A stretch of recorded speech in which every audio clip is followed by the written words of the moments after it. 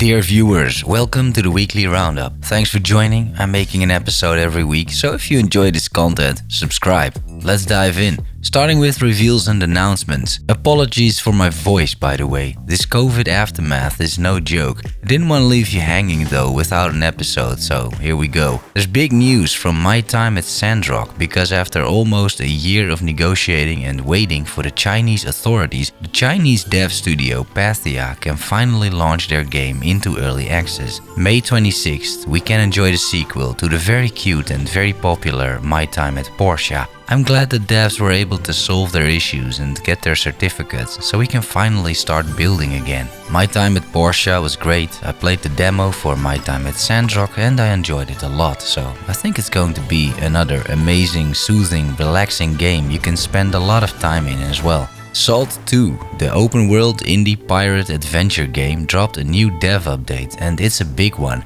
They plan on starting alpha testing early June, beta testing in July, and early access release in August. That's not too far away. In the meantime, they've been working on quest design. Although a main quest won't be in at early access launch, there are commissions and side quests available. Commissions are very simple quests you can pick up at notice boards and seaports, a bit like tasks. They're categorized by crafting writs, hunting commissions, expeditions, and fishing commissions. They're a great way to earn money and rewards while going about your normal adventure. There are currently over 100 commission quests in the game, and there will be a good base of side quests for you to explore as well at launch. The devs recently added the ability for you to crouch and sneak. Attacks while sneaking not only give you a guaranteed critical hit, but the attack does double damage too. I hope playing a rogue character, that would be a real option hopefully, because it adds a completely different playstyle instead of going swashbuckler. Seems like fun. Something interesting as well is a world tier system, which we know from games like The Division or Outriders, and it works in the same way it seems. As you hit certain levels, it will unlock a new world tier. This means a chance for new enemy spawns, new loot drops, new merchants, and other content. This should keep the game fresh and interesting throughout your playthrough. You can expect 3 island types. There are natural islands, pirate islands, and desert islands. Each island has its own unique set of points of interest that can spawn, and more will be added in early access. Finally, more items have been added, like a sextant for navigation, and the team has been working hard on performance. Definitely important as well. The Slormancer dropped a post announcing the second part of the Mage Academy update will be released on the 18th of April. Part 2 brings new campaign content taking place in the Mage Academy. We can also expect an Act 1 rework in that same campaign, which is a good thing because Act 1 is pretty boring and repetitive. The devs realize this as well because a lot of people never make it out of the campaign, so I'm sure a rework is going to get more people interested for a longer time. The devs greatly increased the diversity of enemies that you can find in Act 1 from 4 to 12, and they reduced the size of larger maps while increasing the density of enemies when possible. Expect more interesting yet approachable fights and compositions as well. Furthermore, according to a late post from December, Part 2 contains a new level cap, a new Ancestral Legacy tier after you defeat the boss of Act 3, and new Cataclysms and Exaltations. It's a pretty beefy patch overall, should give you a few more hours of gameplay fun, or even a lot more if you decide to go for a new build and maybe try out the Acts or campaign once again.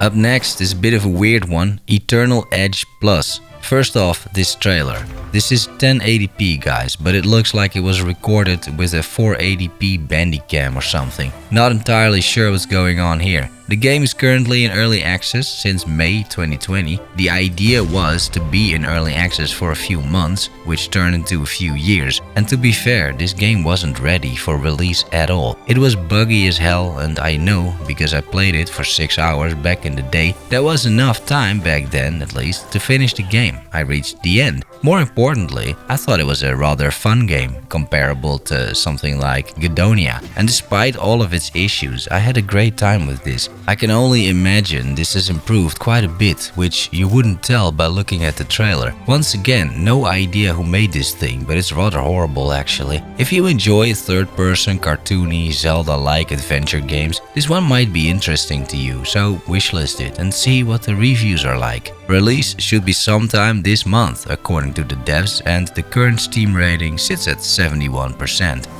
The beautiful indie Tavern Keeper announced their next big patch, releasing on April 28th. The patch brings fires, always fun, an upgradable kitchen, toilets, customers having conversations instead of just sitting there, new and improved shop and staff pop-up, a more balanced economy after the spiffing Brit completely wrecked that with a super balanced video, doors, yep, and new decorations. Honestly, I can't wait for this to drop and do another run. This is an amazing game and it's only getting better.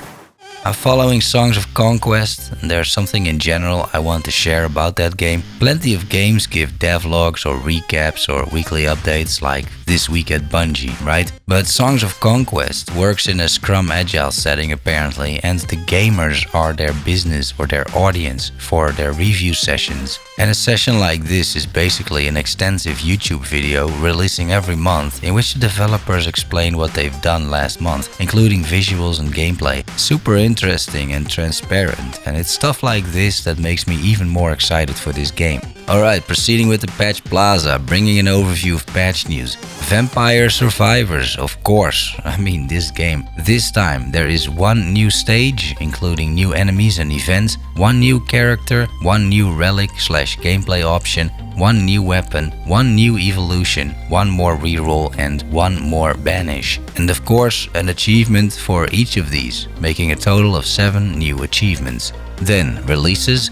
Looking back quickly at what released last week, Chinatown Detective Agency, a cyber-noir point-and-click adventure blending stunning retro design with innovative mechanics. Welcome to Chinatown Detective Agency.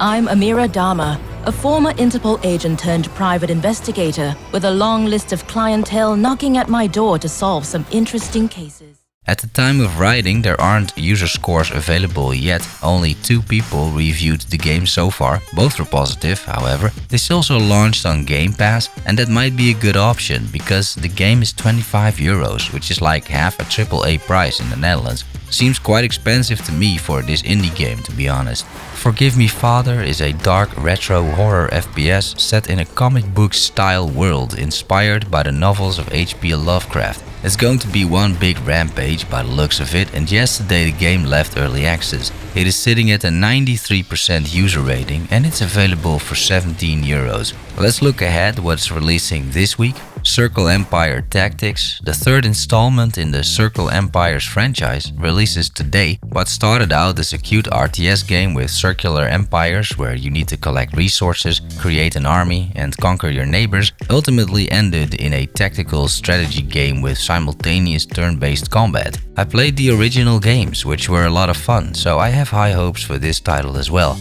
The game is only €12 and has 3 factions to choose from. Play as the leader of the oppressive Human Empire, the brutal Lizard Orc Alliance, or the cunning Wizards of Light and Darkness. You can level up your leader and gain new skills, allowing you to implement different strategies. The game has single player, multiplayer and co-op game modes, and even a map creator to create battlefields. Lumencraft is a top-down action shooter with tower defense elements. Emerge into a fully destructible environment where light and shadow play key roles. Build your base, dig some tunnels and find Lumen, humanity's only chance for survival. This early access game releases on April 13th and the main gameplay loop is to build, fight, drill and collect. I'm getting Terraria vibes, Zero Sievert influences, a bit of They Are Billions and, I don't know, The Ascent for its pleasing aesthetics. This game just seems like a great title overall, very curious to see if it's any good.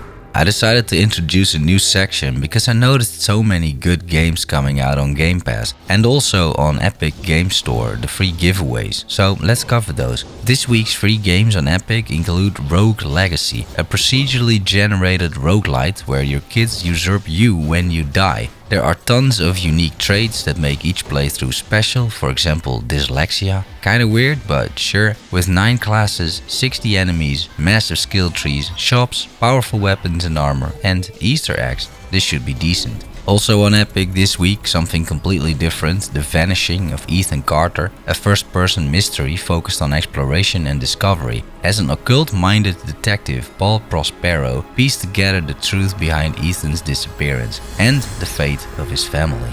Game Pass for PC has some beautiful titles, honestly. In the meantime, Tunic is there with the cute fox, Norco, the point-and-click adventure I covered like 2 weeks ago, A Memoir Blue, the poetry game about the bond between mother and daughter, and last week's Weird West. It is all there for like $10 a month. Chinatown Detective Agency is going to be on there as well from day one. It's a really amazing deal, honestly.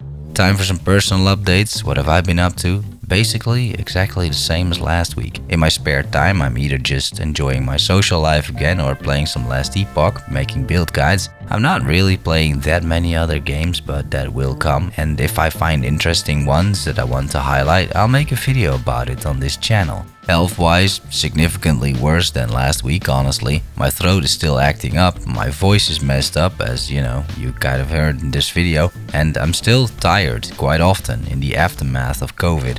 It's pretty nasty overall, but hopefully with time it'll get better. I'm definitely still not there yet, as you know, I'm sure you can tell. But that's it. If you have any questions or remarks, put them in the comments below. I hope you enjoyed the video, and if you did and you want more like this, consider liking the video or even subscribing. Thanks for watching and for making it to the end. Love you all. See you soon. Bye bye.